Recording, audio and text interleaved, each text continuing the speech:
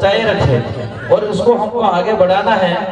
सरकारें कोई भी हो, लेकिन यहाँ पे जहाँ तक मेरे को जानकारी है, बेणेश्वर के अंदर प्रत्येक एक कार्यक्रम को 5,000 रुपये इनाम दिया जा रहा है और जो फर्स्ट और सेकंड और थर्ड है, फर्स्ट शायद 11,000 है और सेकंड 7,000 ऐसा है।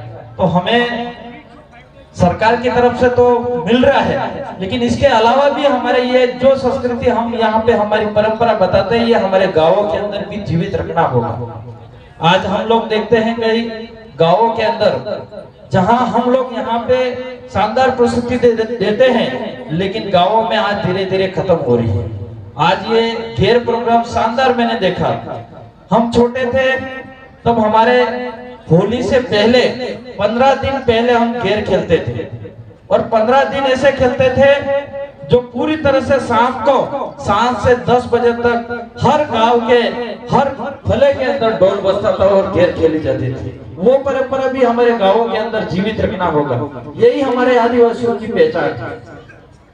धन्यवाद सर। मैं एक और जानकारी चाहूंगा सर, जब आज के इस परिवर्तन समय में जब मोबाइल और मीडिया का इतना प्रभाव है, हमारे युवाओं को आप क्या कुछ संदेश देना चाहेंगे कि हमारी न केवल इस संस्कृति के साथ में बल्कि हमारे इस पूरे क्षेत्र में एक अच्छा सा विकास हो, उसके लिए युवाओं की भागीदारी के लिए, क्योंकि सर आप युवा है तो विशेष तौर से हम लोग चाहेंगे कि इसके लिए क्या कुछ विचार रखते हैं।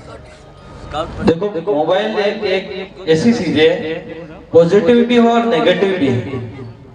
मोबाइल के अंदर बहुत कुछ है जो हम पा सकते हैं और मोबाइल के अंदर ऐसी बहुत सारी गंदी चीजें भी आती है जो उसको देख के हमारा समाज बिगड़ सकता है, हमारे लोग, हमारे युवा पीढ़ी भी बिगड़ सकते हैं।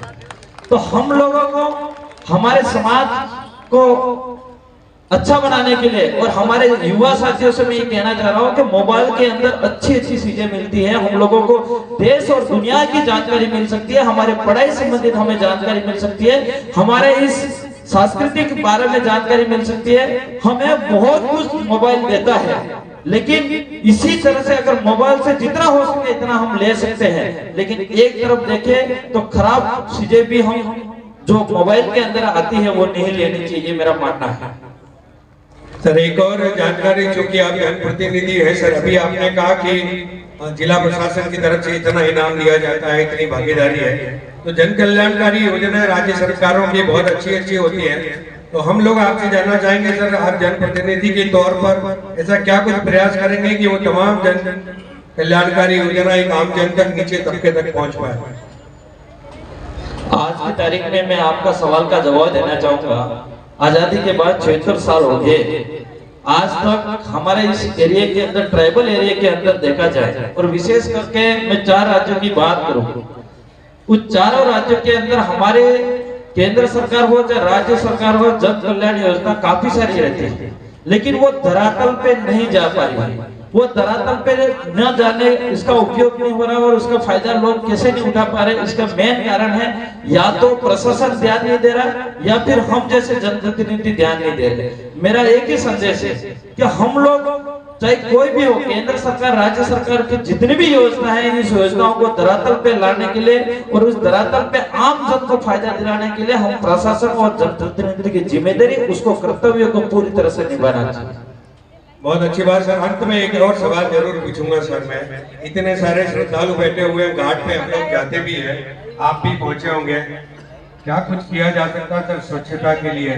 लेकिन कहीं आत्मा दुखती है जब वहां देखते हैं कहीं गंदगी हो, तो उनके लिए भी आप एक, क्योंकि आपकी बात सब जन जन तक पहुंचती है, तो स्वच्छता के लिए सर। आपने ये सवाल भी पूछा, जब उद्घाटन कार्यक्रम हुआ था उसमें मैंने यही बात करी थी कि ये मेला कार्यक्रम है और हम यहाँ पे अच्छा से अच्छा क्या कर सकते हैं। और वहां पे मैंने ये भी कहा था कि इस मंच पे कि मैं इस मेले के लिए मेरी तरफ से जितना हो सके इतना बजट देने के लिए तैयार हूँ, लेकिन अन्य जनप्रतिनिधि भी बैठे थे और उनको भी मैंने कहा था कि आप भी संवैधानिक पोस्ट पे हो तो जितनी मेरी जिम्मेदारी बनती है इतनी आपकी भी बनती है और आपका भी सहयोग मिलेगा। तो यहाँ इसी मंच से घोषणा होगी तो मैं समझता हूँ इस बेड़ेश्वर एक तरफ से चमकेगा ही। लेकिन कुछ बातें उनको पता नहीं क्या मिर्ची लगी, लेकिन मेरा ये कर्तव्य है और मैं इस स्थानीय विधायक होने के नाते मेरा पूरा प्रयास है इस मेले को अच्छा से अच्छा बनाया जाए। अभी हम बहुत जल्द एक आर्किटेक्ट बुला के प्रोजेक्ट बनाना चाह रहे हैं यहाँ पे, और बहुत अच्छा से अच्छा करेंगे। यहाँ पे हमारे जो खुली जमीन पड़ी हुई है, जो आदिवासी समाज के 100 से 200 हजार 2000 रुपए इकट्ठे करके 7 से 8 लाख रुपए का खर्चा करके पूरे झाड़ियां वगैरह सफाई करिए। और वहां पे मैंने अभी 15 लाख का भवन दिया और एक टंकी भी दी है, 5 लाख की टंकी देना चाह रहा हूँ, ताकि यहाँ पे हमारे पेड़ पौधे लगाएंगे हम लोग, हरा भरा बेनेश्वर हो। और हमारे यहाँ पे मैं चाह रहा हूँ कि ये सबसे ज्यादा गंदगी की बात है, तो हमने प्रशासन के द्वारा 60 से 70 शौचालय तो लगा दिया, लेकिन उसकी साफ सफाई नहीं होने की वजह से लोग उस शौचालय में जाना पसंद नहीं करते। तो हम ये भी चाह रहे हैं कि स्थानीय रूप से उसका कोई समस्या का समाधान निकलेगा तो जरूर उसका अच्छा साफ सफाई रहेगी, ये मेरा मानना है।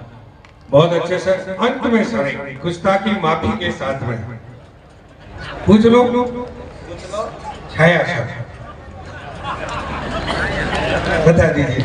छाया तो मैंने हमारे यहाँ पे वीडियो साहब भी बैठे थे, मैंने पहले कह रखा था प्रशासन को, मैंने कहा यहाँ पे जो भी मेले के अंदर कमी पेशी नहीं रहनी चाहिए, लेकिन फिर भी ये कमी दिख रही है। और यहाँ पे हमारे सीओ साहब बैठे थे और मैंने कहा था कि यहाँ पूरा टीन सेट लगा देंगे तो कैसा रहेगा, डोम वगैरह लगा देंगे। वो कह रहे थे इसके बारे में आप सोचना है, और थोड़ा ये मंच जगह भी थोड़ी कम पड़ रही है, तो हम ये चाहेंगे कि इसको थोड़ी जगह भी बढ़ाया जाए। और आपके जो 2026 के मेला होगा उसमें आपकी छाया मिलेगा, ये मैं आपको कहना चाहता हूँ। ठीक है, ठीक है। 2026 में छाया के साथ फिर मिलेंगे, इसके लिए सर बहुत बहुत धन्यवाद।